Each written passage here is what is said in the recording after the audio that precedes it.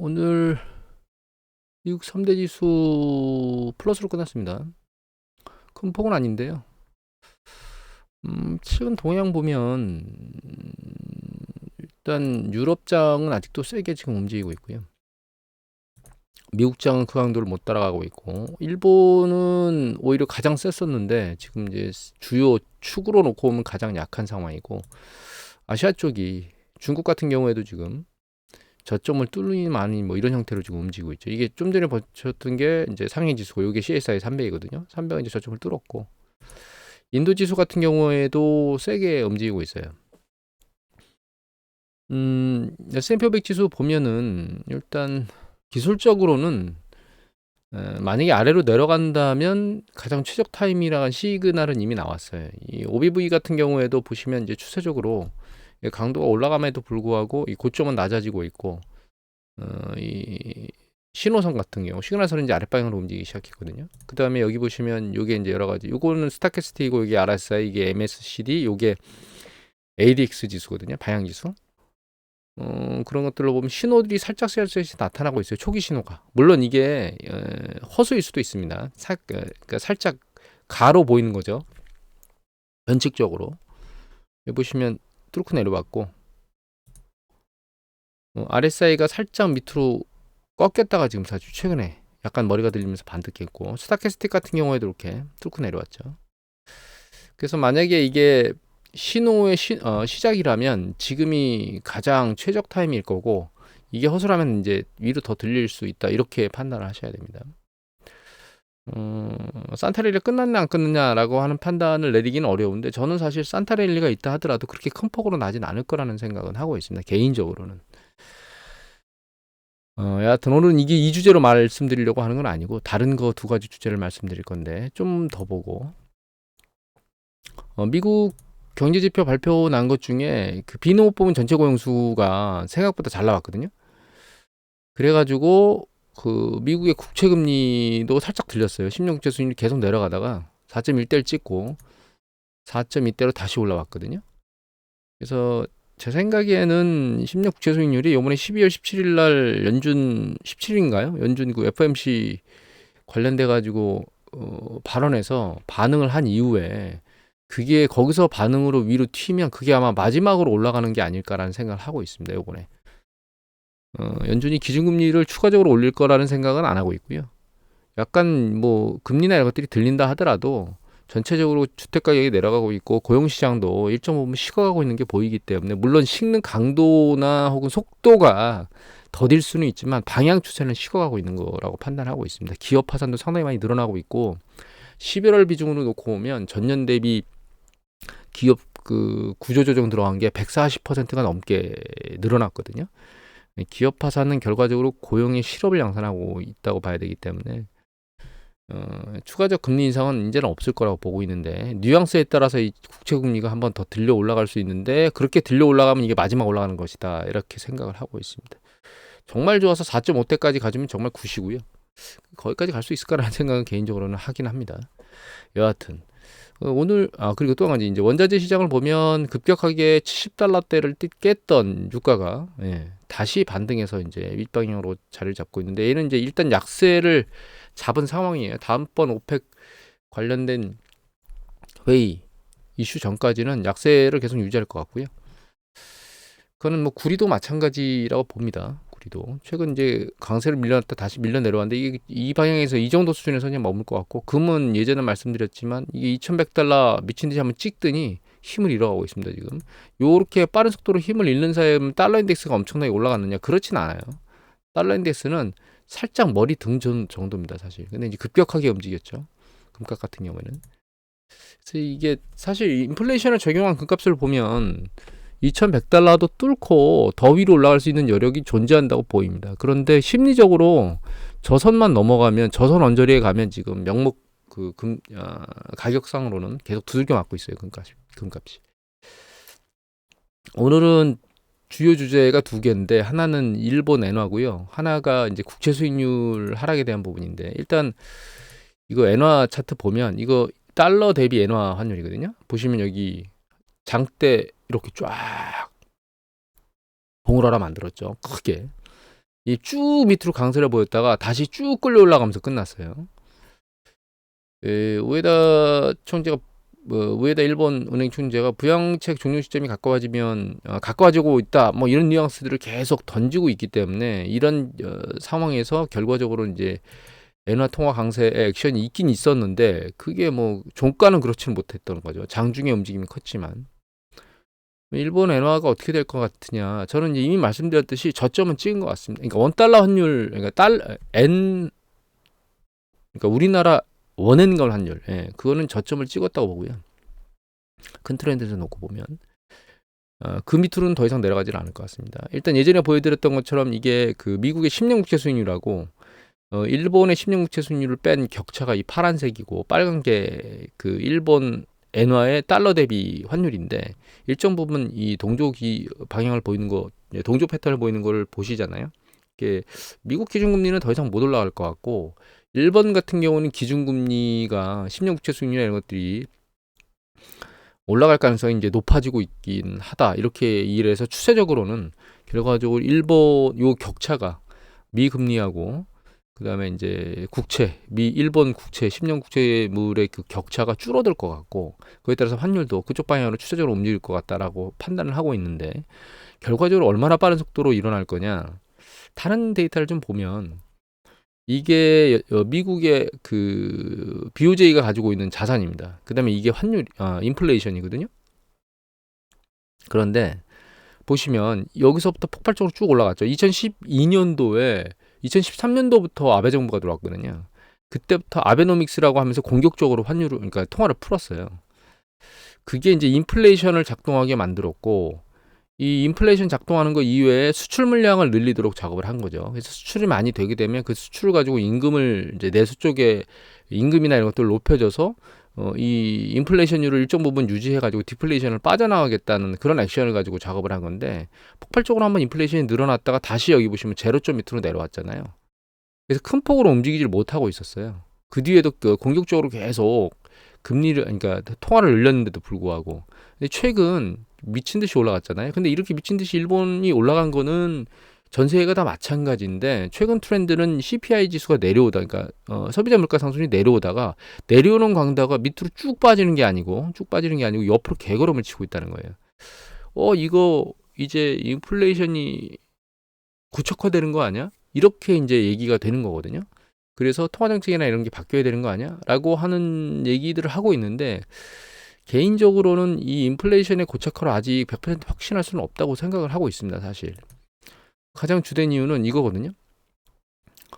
그 생산자 물가 지수가 소비자 물가 지수에 영향을 미칩니다. 그래서 여기 보시면 이게 검은색 점선이 이게 생산자 물가 지수고 이 파란색이 소비자 물가 지수예요. 패턴이 동일하죠. 움직임이. 근데 여기 보시면 생산자 물가 지수가 급락했거든요, 지금. 이건 이제 우측입니다. 우측. 생산자 물가 지수는. 그래서 거의 제로 라인에 붙었어요. 뭐 지금 숫자상으로는 지금 저희 차트상으로는 알아볼 수가 없는데 1% 밑에 있을 것 같아요. 이게 소비자 물가 상승인데 2%, 3% 초반대 있죠. 이 추세가 아랫방향으로 조금 더 밀려 내려갈 거라고 저는 생각하고 있습니다. 소비자 물가 상승률이. 그래서 이게 3%대나 이렇게 과열되는 상황으로 움직이는 게 아니고 조금 더 밀려 내려오고 PPI에 따라 액션 작업이 진행되면 결과적으로는 금리를 올리긴 올리되 그렇게 큰 폭으로 올리진 않을 것 같다. 그리고 이게 일본의 인플레이션, 소비자 물가 상승률하고요. 엔화의 움직임이에요. 예전에 보면 2000년대에 보면 방향이 반대 방향으로 움직이고 있죠. 그러다가 2005년 지나고 나서 이 인플레이션율하고 환율하고 일정 부분 상관관계를 가지고 움직입니다. 지금 그죠? 그런데 여기서 소비자 물가 상승률이 조금 밑으로 내려와 주면 이게 원행간 환율이거든요. 이 미친 듯이 원행간 환율 올라갔던 게 조금 더 내려올 가능성이 존재하는 상황입니다. 사실은. 근데 이게 약간 충돌이 나는 게 이게 극단적으로 아래로 내려와 버리면 이게 소비자 물가 상승률이 밑으로 쭉 빠진다는 얘기이기 때문에 결과적으로는 통화 정책이 강세로 가는 강도가 줄어들겠죠. 그럼 환율이 강세로 가는 게 내려오다 멈출 거예요. 이것도 같이 생각하셔야 됩니다. 그러니까 앞에서 봤던 것들 설명을 다시 드리면 소비자 물가 상승률이 일정 부분 살짝 내려오다 멈추면 환율에는 긍정적인데 왜냐하면 통화 정책을 좀 강하게 일정 수준 유지할 수 있으니까 이게 빠른 속도로 밀려 내려오면 엔화의 가치는 그거에 따라서 빠른 속도로 밀려 내려오는 게 아니고 위에 떠 있을 거라는 거예요. 엔화 환율은. 감안해서 봐야 되고 생각을 해봐야 되고 이게 뭐냐면 임금 상승률이에요. 요게 검은색이 이게 물가 상승률입니다. 그러니까 임금이 이 물가 상승률과 반영해서 일정 부분 임금에 전이되고 있는가라고 하는 부분을 보기 위해서 이 증가율을 보는 거거든요. 근데 현재 증가율은 오른쪽입니다. 이게 1%, 2%대 안에 있어요. 지금 현재. 폭발적으로 계속 임금 상승률이 올라갔다가 일단 밑으로 내려서 요 지점에 지금 있거든요. 1% 전후 정도에 있는데 이 임금 증가율이 사실 과거에 비해서 이 과거의 인플레이션이 폭발적으로 올라갔던 거에 비해서 그리고 과거에 비해서 높은 수준의 인플레이션이 있는 것에 비해서 임금 상승률이 그렇게 높은 건 아닙니다. 여기 보시면 옛날에도 임금 상승률이 이 제로하고 이 사이 연절이 있었죠. 이렇게 낮은 인플레이션율에서도 지금 인플레이션이 이때부터 훨씬 더 높은 수준인데도 불구하고 이 연절이에 있잖아요, 지금. 그래서 지금 미국의 일본의 호텔이라든가 이런 관광업 쪽에서는 관광객들한테 상대적으로 통화 가치가 떨어져서 싼 맛에 오는 관광객들한테 높은 비용을 내라고 요구를 할 수 있지만 일본 자국민 내한테는 그런 요구들을 할 수가 없어요. 자국민들은 상당히 물가가 높아서 쪼들리고 있는 상황을 겪고 있는 거거든요. 임금 상승률이 일정 부분 올라왔는데 이게 과연 물가 상승률을 뛰어넘어서 자국민들이 소비 발생을 할 수 있을 정도의 상승률을 보이고 있는 거냐? 그렇지는 않은 것 같거든요. 이 얘기는 왜 드리는 거냐면 관광 수요를 제외한 내수 수요가 과연 소비자 물가 상승률을 떠받칠 만큼 지금 뭐 임금 상승이나 이런 게 작동하고 있느냐? 그렇다고는 생각하지 않고 있습니다, 저는. 그러니까 지금 일본의 약간 호황처럼 보이는 건 과도하게 하락한 통화 가치 때문에 관광객에 의한 수요 하나하고 그 다음에 수출이나 이런 부분에 대해서 일정 부분 경쟁 뭐 예를 들면 수출 경쟁국인 뭐 우리나라나 독일 이런 쪽보다는 싼 가격에 계속 뭐 수출할 수 있는 그런 것들이 늘어났겠죠. 그런 수출 기업의 호황. 하물며 우리나라에서 일본의 철강을 수입해서 쓰는 게 더 싸다 이런 보도를 제가 본 적이 있거든요. 그 두 가지 관광 서비스하고 관광 수요하고 통화 차락으로 인한 수출 수요 이 두 가지가 일본을 끌고 가고 있는 그 경제의 동력이다 이렇게 생각을 하고 있습니다. 다만 이게 통화 가치가 하락하게 되면 이런 수요는 소멸되겠죠. 소멸되기보다는 약간 줄어들겠죠. 그래서 아직은 일본이 완전히 디플레이션에서 벗어나서 정상적인 국가로 들어와서 그 선진국들이 하고 있는 기준금리 작동, 일본 같은 경우는 기준금리를 작동하는 게 아니고 일드캡이라 그래서 이제 일드커브라 그래서 단기하고 장기 금리 간의 이 움직임 요걸 가지고 지금 통화 정책을 하고 있거든요. 이걸 완전 폐기하고 금리 정책을 할 수 있을 수준으로 다시 돌아가겠느냐 이런 부분에 대해서는 개인적으로는 조금 아직은 지켜봐야 되는 거 아닌가라는 생각을 하고 있습니다. 그래서 일본 엔화 기준으로 놓고 보면 일단 저점 우리나라 원화하고 엔화 간 환율은 저점 찍었다 지난번에 여기 찍은 이게 저점이다. 1엔당 그 8.57원 찍은 게 이게 저점 확실합니다. 제 생각엔 이게 더 이상 밑으로 내려갈 수가 없고 방향은 윗방향으로 다시 잡혔다고 봐야 될 것 같고요. 다만 이게 강력하게 미친 듯이 올라가겠느냐? 그렇지는 않을 거라고 보고 있습니다. 일단 여기 장중 이렇게 큰 폭으로 움직였지만 거의 바닥으로 다시 붙은 것도 그렇고 또 한 가지는 전문가들의 예측은 지금 140달러 그러니까 달러당 140엔 안짝에 어느 그 투 은행인가는 그 146엔 정도를 올해 종가로 보고 있거든요. 여하튼 근데 지금까지 본 거 보면 공격적으로 금리 인상이나 이런 것 쪽으로 가진 않을 것 같아요. 그래서 이 엔화의 강세의 움직임은 그렇게 큰 폭으로 일어나지 않을 것 같다라는 생각을 현재는 하고 있습니다. 그리고 하나 더 봐야 될 게 이거 연합인포맥스 기사인데 여기 보시면 윤시훈 기자께서 12월 8일 날 올렸거든요. 여기 BOFA 뱅크 오브 아메리카 여기에 보고서가 10년물이 내년 2.25까지 떨어질 거다라고 얘기를 했거든요. 연준이 기준금리 인하하게 되면 10년물이 여기까지 떨어질 거라는 거예요. 추세적으로. 그런데 여기 보시면 자 여기는 차트가 몇 가지가 있는데 이게 기준금리 파란 거 요게 3개월 국채 수익률이고요. 그 다음에 연두색이 2년 국채 수익률 여기 보라색이 10년 그 다음에 검은색이 미국의 소비자 물가 상승률입니다. 일단 우리가 잘 보시면 어떻게 돼 있느냐 소비자 물가 상승률 위에 10년 국채 수익률이 떠 있다는 걸 아셔야 돼요. 이 시기는 다르고 이 시기 같은 경우는 좀 주로 추세가 이때 1차 오일 쇼크, 2차 오일 쇼크가 있었잖아요.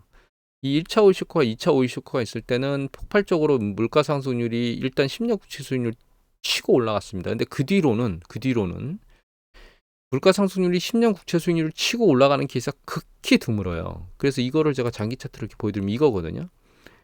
여기 보시면 10년 국채 수익률 치고 올라간 케이스가 여기 몇 번 있긴 하죠. 여기 한 번 있죠. 이게 뭐냐면 10년 국채 수익률에서 물가 상승률을 뺀 거예요. 소비자 물가 상승률을. 이게 마이너스라는 얘기는 소비자 물가 상승률이 10년 국채 수익률보다 높았다는 뜻입니다. 여기도 한 번 있었죠. 여기도 한 번 있었고 여기도 있었고. 근데 우리가 지금 인지해야 될 건 경기가 정점에서 수축 국면으로 내려가는 패턴에 있는 지금 상황이 지금 상황하고 비슷한 거거든요. 그러니까 이 연저리를 봐서 10년 국채 수익률보다 아랫방향으로 내려갔던, 그러니까 10년 국채 수익률보다 CPI가 높았던, 죄송합니다. 소비자 물가 상승률이 높았던 시기는 이 초입, 글로벌 금리 때 초입하고 코로나 팬데믹 일어나기 바로 직전, 요때 연저리예요. 그래서 이걸 참고로 보시면 여기죠. 여기가 코로나 글로벌 금리 때입니다. 요때 여기 보시면 10년 국채 수익률은 여기 있는데 여기 물가 상승률이 위로 치고 올라갔죠. 근데 이 시기는 이렇게 해석을 하시면 될 것 같아요. 이때 베어스턴스가 파산이 일어나고 리먼 파산한 게 9월이거든요. 9월인데 일단 시장은 베어스턴스가 파산하면서 급격히 경기 수축이 발생할 거라고 예상하는 부분은 소멸됐는데, 그러니까 이건 뭐냐면 CPI가 아직 살아있다는 뜻은 이때 뭐 예를 들면 전 세계적으로 에너지 위기나 이런 게 있었냐, 그런 게 없었거든요. 그러니까 경제 사이클은 제대로 잘 돌고 있어서 수요에 대한 어떤 그 부분은 살아 있었는데 이 국채 수익률이나 국채 수익률이 전반적으로 내려오고 있다는 얘기는 안전자산 선호도 때문에 국채를 매집하면서 국채 가격을 이제 밀어 올린 거죠. 그리고 기준금리도 내려오고 있었기 때문에 단기금리 따라 내려오고, 그래서 10년 국채 수익률 같은 경우에는 안전자산 선호도에 대한 개념 플러스 그다음에 CPI 같은 경우는 아직 물가가 수요에 대한 압력들이 있었다. 그래서 이제 마이너스가 일어난 겁니다. 그 뒤로 이제 다시 전환된 거고. 그리고 요때 보면 이 코로나 팬데믹 때 같은 경우에는 이거는 아예 셧다운을 했으니까 정상적인 패턴이 아니었던 거죠. 그리고 이제 후반부에 보시면 이것도 똑같은데 10년 국채 수익률 추세적으로 계속 내려왔죠. 그리고 CPI는 위로 떴어요. 이때도 아직 수요는 괜찮게 일어나고 있는 과정인데 정상 패턴이었죠. 이 2% 안짝에서 왔다 갔다 했으니까. 패턴인데 10년 국채 수익률이 아래로 쭉 밀려 내려왔다는 얘기는 안전자산 선호도가 높아지면서 이 채권 수익률이 쭉 밑으로 밀려 내려온 거죠. 그럼 지금은 어떻게 돼 있느냐? 지금 상황을 보시면 이렇게 돼 있습니다. 네. 10년 국채 수익률 여기 있고요. 요게 빨간 게 3개월 국채 수익률이고 요게 초록색이 2년, 요게 10년이거든요. CPI 지수가 밑에 있죠. 그러니까 이 10년 앞에서 봤던 이 수요가 살아나는 상태에서 10년 국채 수익률이 아랫방향으로 얘를 뚫고 더 내려올 가능성은 존재합니다. 그러니까 CPI 지수 밑으로 내려올 수 있는 가능성은 존재하는데 최근 패턴이나 이런 것들을 보면 수요가 조금씩 줄어드는 패턴이 나타나지 않을까. 물론 리테일 세일하고 PC나 이런 것들을 보면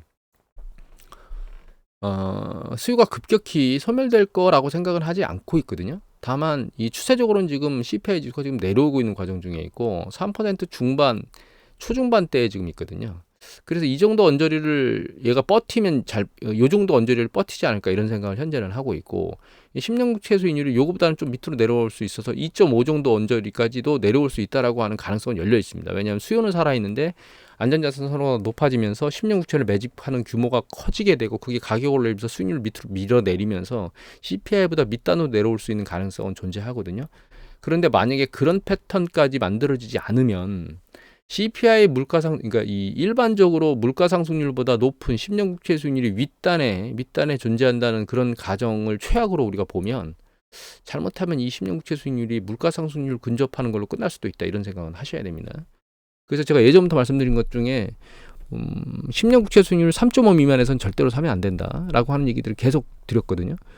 그게 예측은 2.5까지 내려갈 수 있다라고 우리가 판단할 수 있긴 한데 그거는 진짜 예측일 뿐이고, 만약에 최악의 경우에 3.5대 정도까지밖에 못 내려간다, 아니면 그거보다 살짝 떠 있다 그러면 10년 국채 수익률을 들고 손실을 낼 수도 있어요. 그래서 일정 부분 이 CPI 지수의 움직임에 따라서 CPI 지수가 아랫방향으로 내려가면 내려갈수록 10년 국채 수익률이 아랫방향으로 좀 더 내려갈 수 있는 가능성이 열린다고 판단을 하셔야 될 것 같아요. 그리고 약간 보수적인 액션을 통해서 잡아야 되는 작업을 하셔야 될 것 같고, 그래서 이 BOFA 미국은행 그 뱅크 오브 아메리카에서 할 때 얘기가 2.25까지 떨어질 거다라고 얘기하는 걸 100% 철떡까지 믿으시면 안 된다고 제가 말씀드리고 싶은 겁니다. 그래서 정리를 하면 10년 국채 수익률을 매입하는 건 좋은데 내 생각에 제 개인적인 소견으로는 3.5 정도, 잘못하면 3.5 정도로 끝날 수도 있다라고 하는 생각을 가지고 작업을 해라. 그리고 요번에 그 연준이 10월 17일인가요? 그 FOMC 회의를 하면서 그거하고 경제 지표가 지금 약간 긍정적으로 나왔기 때문에 금리 하락 압력이 상대적으로 그렇게 빠르진 않을 것이라고 하는 것들을 등에 업고 10년 국채 수익률을 위쪽으로 쫙 들려 올라가 주면 요때가 아마 마지막으로 10년 국채 수익률 가장 싼 가격에 매집하는 게 아닐까 이런 생각을 하고 있다. 이렇게 정리를 하면 될 것 같아요. 오늘 여기서 마치도록 하겠습니다.